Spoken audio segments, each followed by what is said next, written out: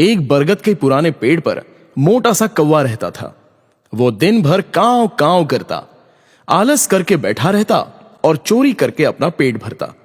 उसका घोंसला भी कई जगह से टूटा हुआ था। उसके पास ही एक छोटा कबूतर रहता था। वो बड़ा मेहनती और नेक था। उसने अपने घोंसले को भी बहुत ही शानदार ढंग से बना रखा था। वो हर पक्षी की मदद करता था। कबूतर कौवे को अक्सर अच्छी राय ही देता था, मगर कौवा उसकी बात सिर्फ सुन लेता था। कौवा भाई, आकाश में बादल इकट्ठे हो रहे हैं, बीच में तूफान का भी अंदेशा है। क्या तुमने अपने घोंसले के हालात के बारे में भी सोचा है? सही कह रहे हो भाई। सोच रहा हूँ 2-3 दिन में घोंसले की दुरुस्ती होनी चाहिए।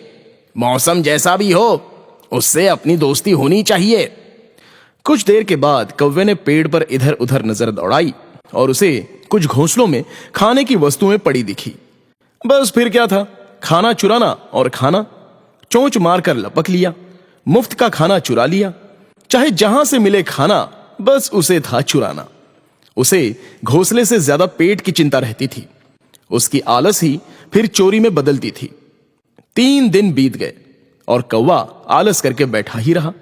बीच में कुछ तेज हवा चली और कौवे के दिमाग में मच गई खलबली। उसका आधा घोंसला देखते ही देखते उड़ गया। कौवा सर पकड़कर बैठ गया। अरे कौवा भाई, लगता है मेरी बात समझ नहीं आई। अब घोंसला कहाँ से आएगा? लगता है जो बचा है वह भी जाएगा। 3 दिन बीत चुके हैं और तुम हाथ पे हाथ धरे बैठे हो। बात तो तुम्हारी सही है, अच्छे समय पर कही है। अब तो कुछ करना ही पड़ेगा। घोंसला जो नहीं है तो निकलना ही पड़ेगा। कौवे ने इधर उधर हाथ पैर चलाए, कुछ टूटे फूटे तिनके जुटाए। घोंसला बनने लगा और पानी बरसने लगा। वो परेशान हो उठा और कबूतर की ओर आशा भरी नजरों से देखने लगा। अब देख क्या रहे हो? मेरे घोंसले में जल्दी से चले आओ। भीगो मत, यहाँ आकर पंख सुखाओ।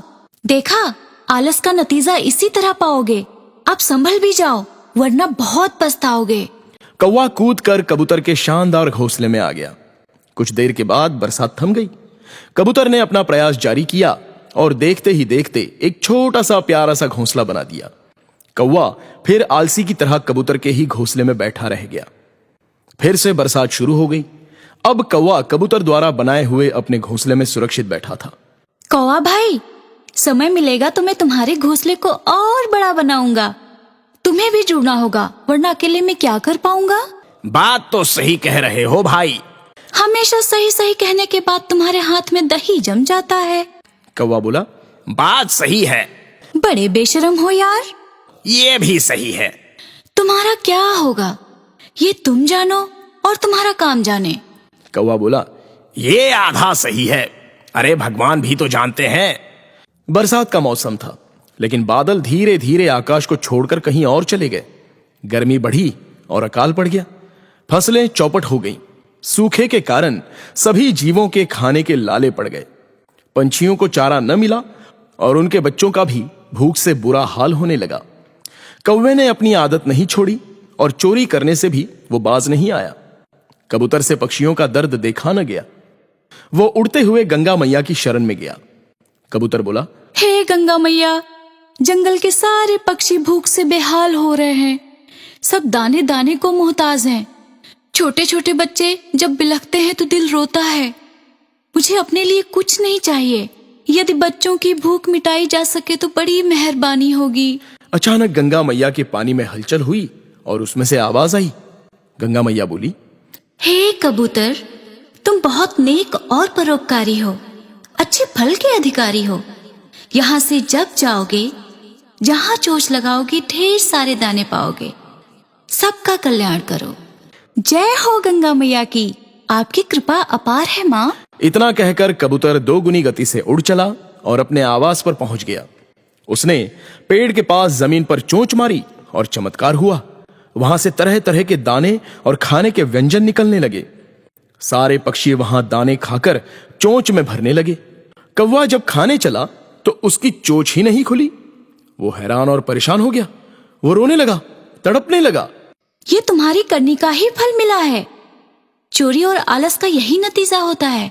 मैं तुम्हारी समस्या का समाधान ढूंढता हूँ। चोंच कैसे खुलेगी वो हल भी ढूंढूंगा। जय हो गंगा मैया। इतना कहकर कबूतर ने अपनी चोंच कौवे की चोंच से लड़ा दी और कौवे की चोंच खुल गई। वो खाने लगा। कबूतर बोला, कौवा भाई, पता नहीं, बस 1 मिनट रुक जाओ।